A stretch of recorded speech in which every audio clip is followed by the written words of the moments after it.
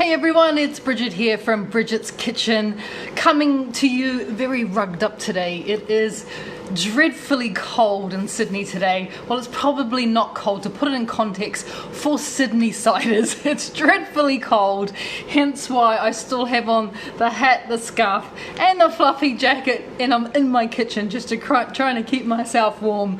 We've had rain for the first time in a couple of days, a couple of weeks actually, so it's really good to have some rain, but along with it is a little bit of cold as well. So what better time to be in the kitchen when it's miserable outside and to be cooking up something fabulous with you guys. And I thought on today's little cooking class I would hopefully convert anyone who's not too keen on Brussels sprouts, because let's be honest, they are not the most popular vegetable. And hello to Kathy, thank you for joining me today.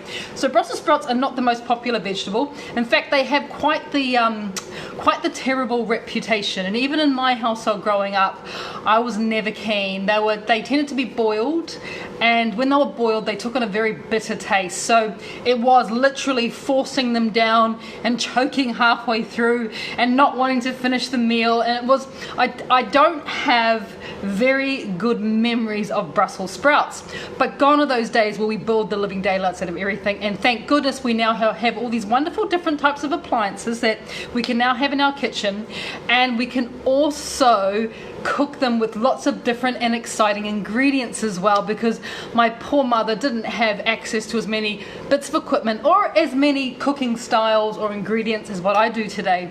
So bless her heart and her boiled Brussels sprouts, but we're definitely not boiling Brussels sprouts tonight. We have Cheryl joining us from windy Franklin in New Zealand. Welcome, my darling, and please let me know where you are joining us from. I don't normally do cooking classes quite this late in the evening, but as I'm going to New Zealand tomorrow for a couple of days, I thought I'll get in one more class before we go. And also the other reason why I'm doing Brussels sprouts is we're coming to the end of the Brussels sprout season in our part of the world, down under the equator. It is coming towards the end of Brussels sprout season, so this is a great time. They're still on special. I saw them today for a lovely big bag. It was about $3 in Aldi, so they are still high to Val from Geelong. I've got an auntie who lives just out of Geelong. I wonder if she's watching. Auntie Marilyn, she lives in, is it Lara? No. Do you remember Auntie Marilyn? I'm looking around the house, no one's looking at me, they're all on their computers. Auntie Marilyn lives, I can't remember the name of it, but it's very close to Geelong, because we always go to Geelong every time we go and see her. So hi to Val from Geelong. So yes, Brussels sprouts today, like I said, they are still on special. They are coming towards the end of the season, so this is a great time to test out a few Brussels sprout recipes and hopefully convert a few haters. I have 5 ways of cooking Brussels sprouts today, 5 really clever and cool ways of cooking Brussels sprouts that are really healthy for us. So firstly, what is a Brussels sprout? Is it a mini cabbage? We'll start with that, and no, it's not. A Brussels sprout is not a mini cabbage. It is from the cabbage family, the brassica family. It is also a cruciferous vegetable. Hello to Sandy from South Australia. Hi, thank you for joining us. So they are a cruciferous vegetable, so they still belong in that sort of broccoli, cabbage, family, but they are not a mini cabbage. They are actually their own little goodness. Where are they? I've got one here. They are their own little goodness. Now I know he looks like a mini cabbage, but it's not a mini cabbage. It's a Brussels sprout. And why are they called Brussels sprouts? Well, they're not really quite sure, but as legend would have it, they're very popular in Belgium. In fact, well, hence Brussels sprouts.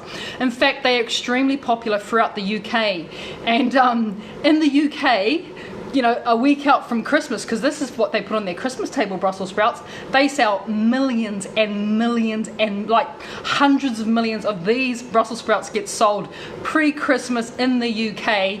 And I think that's why for me, I'm like, really? I would never consider putting a Brussels sprout on my Christmas table. It's because we're in summer at Christmas, hence why I've never thought about it. But we are now in winter when this vegetable is in abundance. So what are 5 really clever ways or clever things that we can do with a Brussels sprout that you may not have considered before? Some of them you may have. In fact, I would love to know what, and so would the rest of us who are watching, what are some of your favorite ways to cook Brussels sprouts, because we've all got our favorite ways, and I'm hoping to give you just a few more as well as we're going throughout our little video today. So not many cabbages, Tastes nothing like a mini cabbage, but in saying that, we can still kind of deal with it in the same type of way because it's a very similar texture. Flavor's a little bit different. And what you'll notice here is I've got, like, that's a normal size Brussels sprout. I know they do get bigger, but I've also got these tiny little baby one too. Look at that. So that's a tiny little Brussels sprout, and a little bit sweeter than that one as well. So I'm going to teach you guys how to cook both of these. I mean, it doesn't matter what size you buy or what size you find, just get some Brussels sprouts into your diet.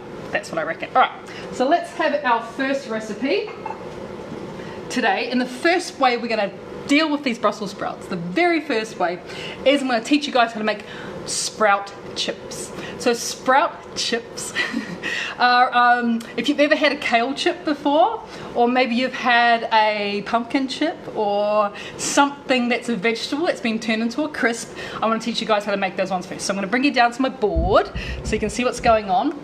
So I thought with our, and I've already lost it, here it is. When it comes to our sprout chips, what we want to do is we want to create them into little leaves. That's the first thing. So I'll show you guys how to do that. It's really, really simple. So taking up your Brussels sprout, you want to remove, if you've got any tough bits, and I'll see if I've got one with a bit of a tough bit on it. Okay, so this is sort of how it might come for you in the package. It's got a really hard knob down that end. And these outer leaves, just like the outer leaves of a cabbage. And hi, we've got someone joining us from, is that Hong Kong? Donna, thank you for joining us from Hong Kong. Welcome, welcome, make yourself comfortable. All right, so we're going to take off first that little hard bit there, and then just with a little sharp knife, you just want to remove the base of it, because what we're trying to do is to expose these outer leaves, because it's these outer leaves, and we're going to keep on cutting down as we're doing it. It is these outer leaves that are going to make our wonderful Brussels sprout chips. So you just keep on kind of peeling back, and as you're peeling back, you just cut more of the stem off like that. You just keep on peeling, just like it's just like a cabbage, right? Because it has got those leaves like a cabbage. And then those become our little chips. So you do that, and just looking at my bowl here, I actually probably only have, would you believe, about 4 Brussels sprouts, or maybe even this is the 4th one now. So you don't need a lot to make a really decent amount of chips. So when it comes to the really hard bits like that, I'm actually going to save that for another recipe, so I'm going to put that somewhere else. That goes in there, because what I want to deal with is these here, which is our chips. So now that we've got them at that part, in fact, I'll just do one more because I just want to make a few more. Just want to show you guys just how easy that is to do. So remember, you start down there and then you peel off. You keep on with a small sharp knife, taking off the end there, and as you just knob off the end, it exposes more of those leaves, and you're able to just keep on pulling them off until you get right down to quite the hard core. And when you're down there with that really hard core, we'll keep that for the next recipe. So I'm going to put that aside. So once we're at this point here, you could do a number of things, but the main thing that you want to do is what you see me with my little thingy over here. This is my air fryer, and this is the best way to cook your chips, is in your air fryer. If you haven't got an air fryer, you can cook these in the oven as well. Set your oven on 180 degrees Celsius, which is 350 degrees Fahrenheit. But because I've got my air fryer, I'm going to put them in there. So the air fryer has been set on 180 degrees, of course, 350 degrees Fahrenheit, which is about medium to hot. And then onto my little chips there, you can add just a pinch of salt, not too much. Like literally not too much, because the salt will concentrate as they're cooking, like literally a pinch of salt, a little bit of Himalayan salt. Now you could at this stage put them straight into the air fryer like that. You could get one of those olive oil sprays and spray them very gently with olive oil. I don't have any olive oil spray today, so what I'm actually going to do is just take some pure olive oil, you don't need much, into my fingers, and just kind of just dribble them on like that. That was probably half a teaspoon of olive oil, if that, quarter of a teaspoon. Give them a little bit of a toss through, and then they just go straight into the air fryer. You don't need a rack, they just go straight onto the bottom, and they're going to be in there for about 7 minutes. So 7 minutes, we'll leave them. Let's get on to recipe number 2. So recipe number 1, Brussels sprout chips. Very, very cool. If you like kale chips, you're gonna love Brussels sprout chips. That's all I can say about that. They're wonderful. So the next recipe is something you may not even imagine you can do with Brussels sprouts. And please let me know if anyone's ever done this. We're gonna make a Brussels sprout salad. Raw Brussels sprouts. Before you go and throw your hands up in the air, that's disgusting, why would I do that? Consider this for a moment. Coleslaw. That's all I gotta say about that. We already eat members of the brassica family, members of the cruciferous family raw. Raw broccoli cut really small and put into a salad is delicious, the same as cauliflower. The same can be done for our little friend the Brussels sprout as well. We can eat this raw provided we prepare it really well, and it's actually really easy to prepare. We just need to chop these really, really, really small. So let's make a salad. And the salad that I'm doing today, come back down here onto my bench. The salad that I'm doing today is a Brussels sprout, obviously, salad with orange, a little bit of red onion as well as going through there, and some hazelnuts. Already that sounds pretty nice, right? Orange, red onion, hazelnuts, and a little bit of raw Brussels sprouts. So to prepare the Brussels sprouts, I'm going to pull up my sleeves. I'm getting warm now that I'm under the light, so I might even take my jacket off soon. So taking up your Brussels sprout, getting a knife, a bigger knife for this job. You want to cut them quite small, and the best way to do this is, once again, we peeled off the hard outer bits. I've taken off the little knob there, so it's just clean. It's just a clean Brussels sprout now. You want to cut it in half, and then that half you put down onto your bench. The reason that we're doing that is it's a lot safer than having it rolling around. So we're just going to turn it up that way, which is a safer way for us to cut through this Brussels sprout salad. So remember, we want to go really, really fine. So take your time here and just cut it like a really super duper fine coleslaw. And I have to say that even looking at what I have here, it even looks like it's going to make the most delicious salad, because there's lovely colors there.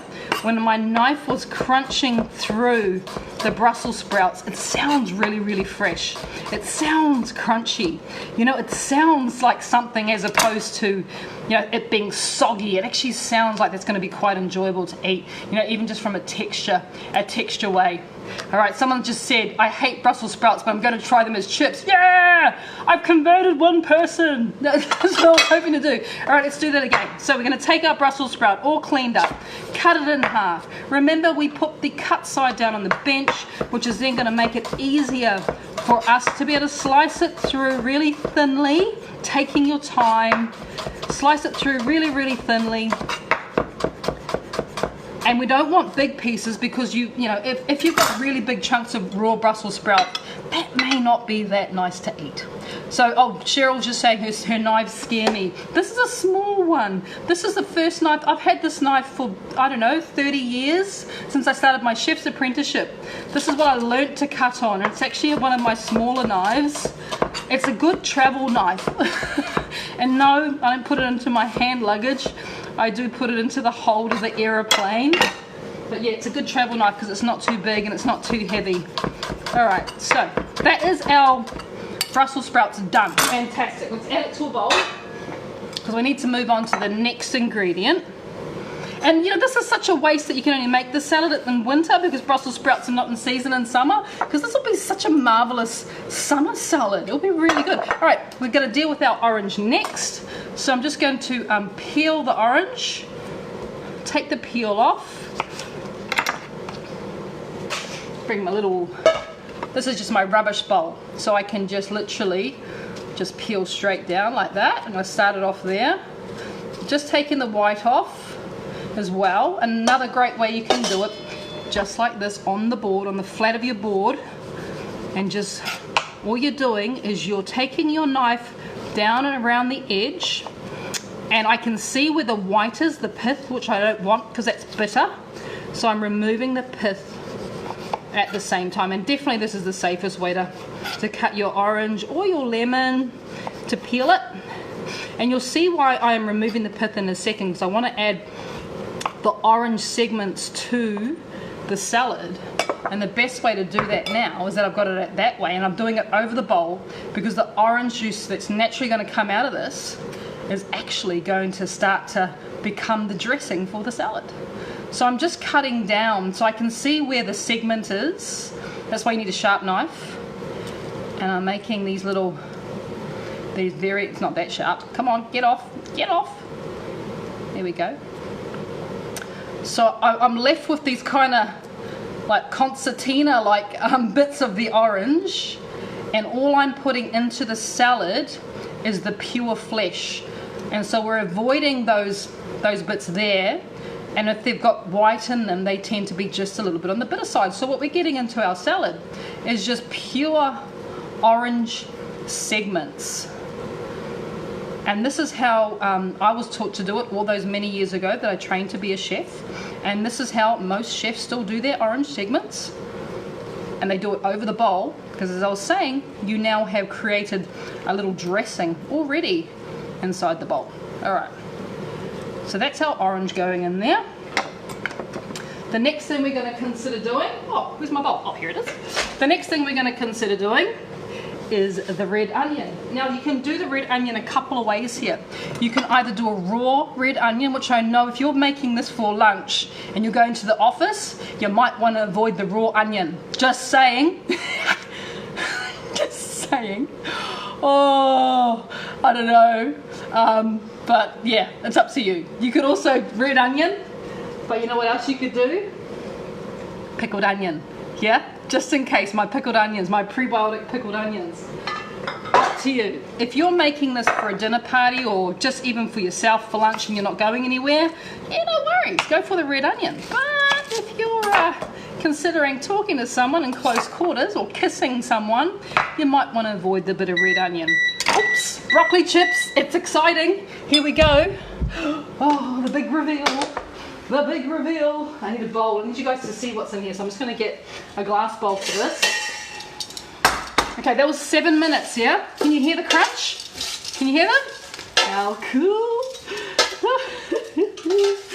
It's so awesome. Now, if you've got a basket on your air fryer, you could go like this. Pick up your basket and go, ugh. My air fryer, that's one of my biggest complaints about this particular one. It doesn't come with a basket. So I've got to do everything by hand, which is just a bit longer, but it's okay because it's really big. And I think that's why it doesn't have a basket, because this is a 10-litre one, and that would need to be one industrial size basket or strength basket. But this is what we have here. You guys can see that. You now have chips. All right, I'm going to have one. Can you hear how crunchy they are? Oh, they are so fabulous. They are so sweet. This is such a cool little snack. You could literally do this, you know, while the ads are on. Come back. You got your snack for watching TV. There you go. That's broccoli chips. That's our first one. Brussels sprouts. Sorry, Coco said they're Brussels sprouts, not broccoli. Thank you, Coco. These are our Brussels sprout chips, or our sprout chips. I put a little bit more salt on once they're cooked. Not too much. Give them a bit of a toss. And then you've got that wonderful crunch. I'm going to keep these. No one's allowed to eat these. These are mine. Those are mine. Sorry about it. Question. No, they're mine. I can see you starting to. Question. Oh, we got a question. Yes. What temperature for the chips in the air fryer? The chips are on 180 degrees in the air fryer, and they're also 180 degrees if you put them into the oven as well. So same thing. All right. Now I'm taking off my jacket because I am getting hot. Okay, so the next thing we're going to do, we're back to our onion. Come back down here. I can put this down. They are so good, those broccoli chips, let me just say. Another one. All right, back to our onion. Remember, you can use raw onion, you can use pickled onion, you cannot use onion if you don't want to. Completely up to you.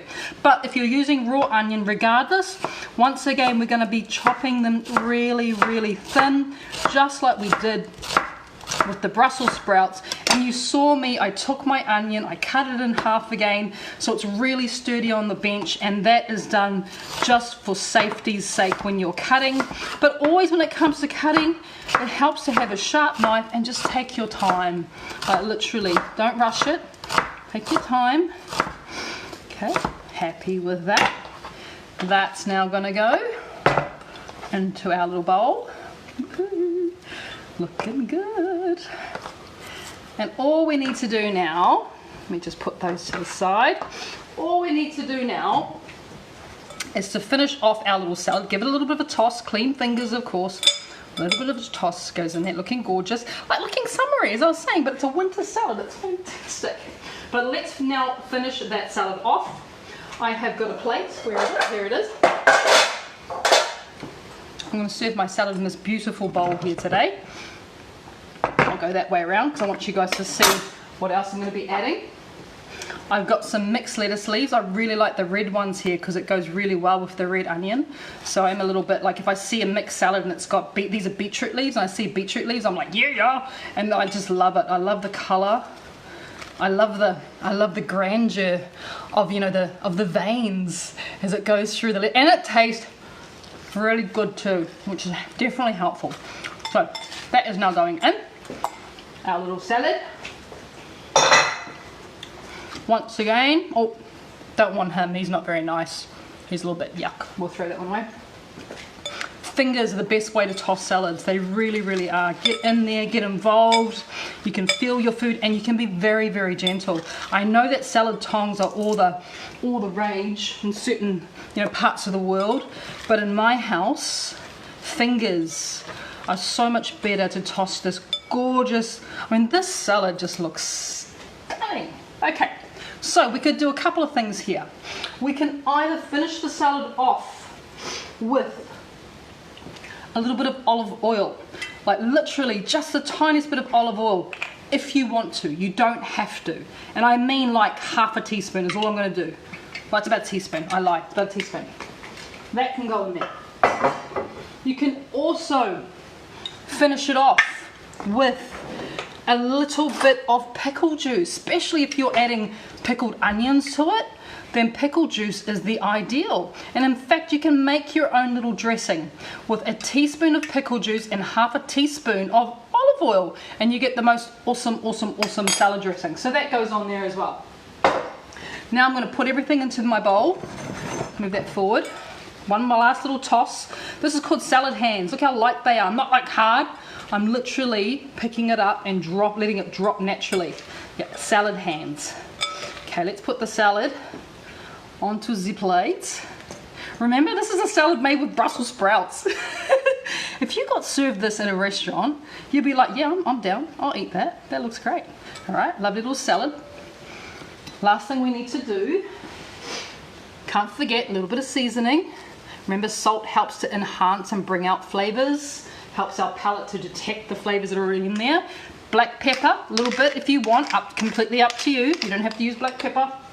And then the last thing I'm going to do is in this little bowl here, I have some toasted hazelnuts. Remember I said hazelnuts were going to go in. They go really, really well with Brussels sprouts. It's a really good flavor combination. So just a few toasted hazelnuts. If you don't have hazelnuts, you can use almonds. You could use walnuts. Not so much. Actually, don't use walnuts. I think the flavor's not quite right. I would definitely go with hazelnut or pecans. And then the last thing I'm doing is a little bit of just dry toasted sunflower seeds and pumpkin seeds, and that is our little salad. Oops, done. That's how you serve broccoli raw. Now, would anyone eat that? Would anyone eat that?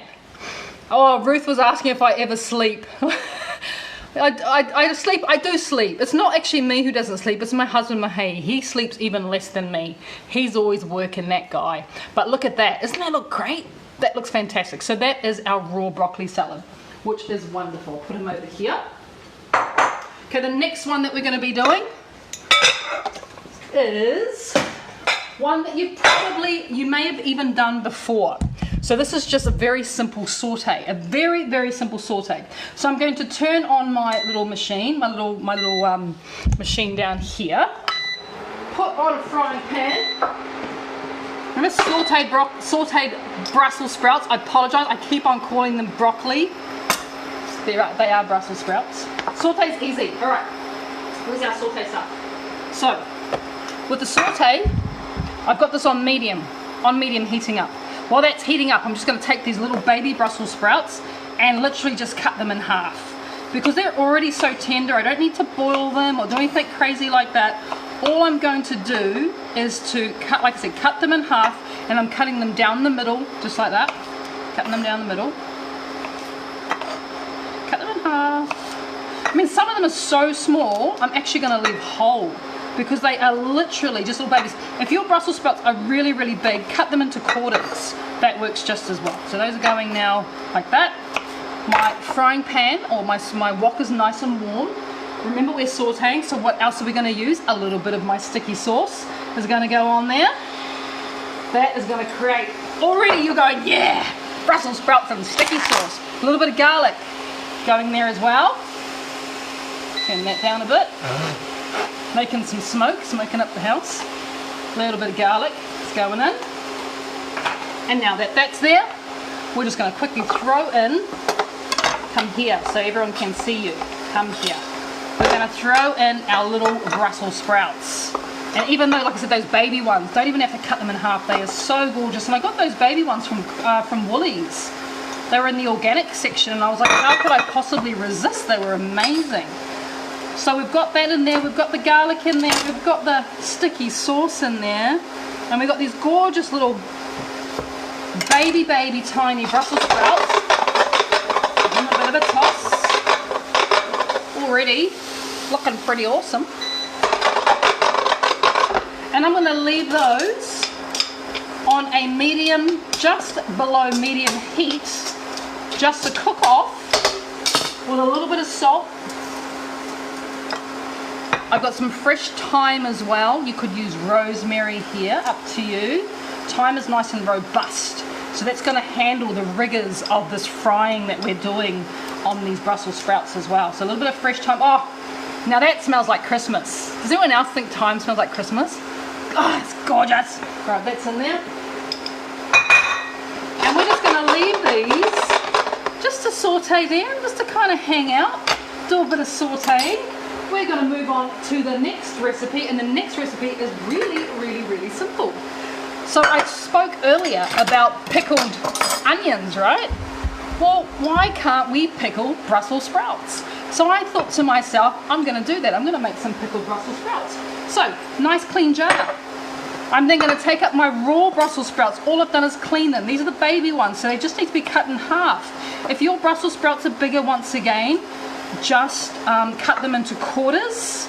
But when you cut them, make sure that you keep the root attached like that, so they don't fall apart once they go into the jar.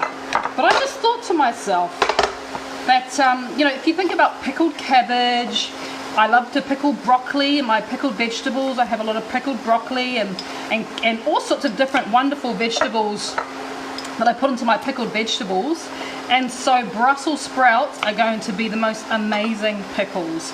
So cutting them a little bit, look, he's so little, he just goes in like that. He didn't even need to be cut. But just as long as you cut them right down the root, so they stay intact. These particular Brussels sprouts, you probably want to leave them for at least, I reckon, 4 to 5 days before you eat them. They will need a little bit longer than our pickled onions and our pickled cucumbers, which only need sort of 24 to 48 hours. These will just need a little bit more, and the reason they're going to need a little bit more because they're just more dense. You see how dense that is? And we're going to need some of that pickling liquid. Give it a little bit of time to be able to actually get into the Brussels sprouts. So that is them in a jar. In my pot here, I have 100 mils of apple cider vinegar, and I have 50 grams of inulin powder, and I just brought that to a simmer. Didn't even hardly heat it, just dissolve the inulin, and then all I need to do now is pour the liquid over top of the sprouts, and you have pickled Brussels sprouts. How awesome is that? Especially now that Brussels sprout season is on its way out. You can have these in your fridge for months and you've got access to Brussels sprouts, especially if you love them. So that's the other recipe that we have there for you guys. Let's have a look over here. What's happening? Give it a bit of a shake. Give it a bit of a mix around. We're really starting to get some greatness happening here. And at this point in time, they don't need much cooking because they're so gorgeous and tiny, you know, sort of 5 to 15 minutes depending on the size. So at this point in time now, what you could do, and what is quite traditional to do, is you could add bacon pieces in here, and the fat from the bacon will render and go over and flavour all those Brussels sprouts. You could also just add a little bit of butter, like a tablespoon of butter could go in there, and then you'd get all that stuff that's kind of cooked onto the bottom, would create this wonderful gravy with the sticky sauce and the garlic. That would be amazing. Or you could do this as well, especially if you're on a dairy-free diet, or you're not eating too much pork or whatever it might be. Kombu water, just a little bit of kombu, there we go, goes in there, not too much. And that is going to create just a little stewing action, and it's also going to create a lovely sauce that can be put onto the broccoli Brussels sprouts. If I say broccoli, you guys know what I mean. The Brussels sprouts once it's finished. So we're going to leave that on there just to keep on cooking, because I have the last recipe that I want to do for you guys today, the very last one. And once again, it's another exciting one. I'm going to go back to my glass bowl. The last way we're going to be cooking our Brussels sprouts, I said it right this time, our Brussels sprouts today, is we're going to be roasting them. Another really popular way of doing them, but we're going to really healthify that way of roasting our Brussels sprouts too. So I'll put that there. You guys can see that? No, I'll put it, I'm just trying to have a look. I'll put it here, and you can see that, right. Okay. So when it comes to roasting, I've just got myself a little roasting tray. Of course, if you're doing lots of Brussels sprouts for roasting, your tray needs to be a little bit bigger than this. Taking up your Brussels sprouts, cleaned of course. We're going to cut the big ones into quarters. Remember, I talked about keeping that root intact. Big ones are going into quarters, pop them into a bowl. The baby ones can stay exactly like that, they're fantastic.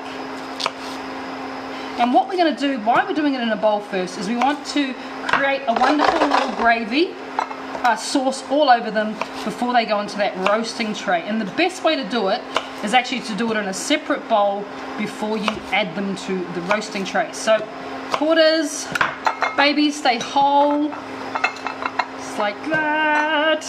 A few more quarters. And pretty happy with the results there. Have I got any more? No, I've used up all my Brussels sprouts. That's all we're going to be doing. So once we're at that point there, we're going to start to add some flavour. And it's up to you the type of flavour, but of course we're going to start with a little bit of sticky sauce. It's going to go on there. Probably a tablespoon of sticky sauce. I'm also going to add, just turn that down, it's just boiling a little bit too fast. I'm going to add some Dijon mustard. Mustard is a really great flavour, by the way, when it comes to Brussels sprouts. And I've added a couple of teaspoons of mustard, goes in there. If you want to, a little bit of chilli. Completely up to you. You don't have to if you don't like chili, or if it inflames your gut. Just be careful with chili, because for some people they can handle it. For others it's a no-no. It's a no-no for me in large quantities, but something like that is going to be absolutely fine. So I'm just going to add a bit of chili, make sure it's cut through well. Going to go in there as well. Of course we need to think about adding some salt